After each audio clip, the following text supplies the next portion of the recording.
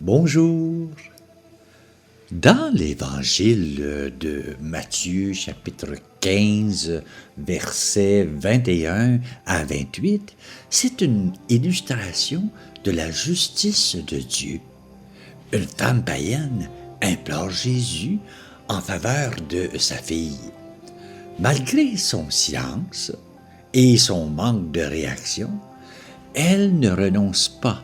Elle insiste même, au point que les disciples disent à leur maître « Donne-lui satisfaction, car elle nous poursuit de ses cris. » Quand on lit le texte, on est encouragé à avoir une confiance inébranlable dans le Seigneur et à persévérer dans la prière quoi qu'il arrive.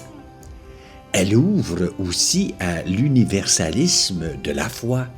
Le salut est pour tous ceux qui croient. Mais elle comporte aussi une mise en garde.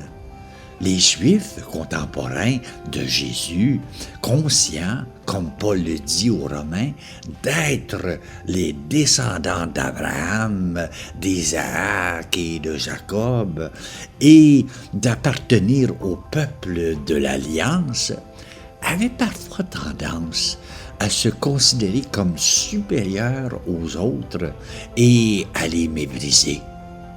Cette tentation peut tout aussi bien s'insinuer dans le cœur des chrétiens que nous sommes. Si nous avons à remercier Dieu de nous avoir appelés, nous ne devons pas nous imaginer qu'il l'a fait en raison de nos mérites. La justice de Dieu, et cela peut nous révolter, ne s'exerce pas en fonction des mérites, mais bien de la foi qu'on a en Dieu. Le cœur de notre Père du ciel, Dieu, est plus grand que le nôtre et son amour déborde toutes les frontières que les hommes et les femmes dressent trop souvent. La justice de Dieu précède de la morale, le culte, l'élection même. La foi est première pour recevoir cette justice qui est bien loin de nos critères et de nos catégories. Ceci dit, le culte, la morale ou les mérites ne sont pas niés. Ils sont remis à leur juste place, comme des fruits de notre foi et de la justice de Dieu que nous avons mise dans nos vies.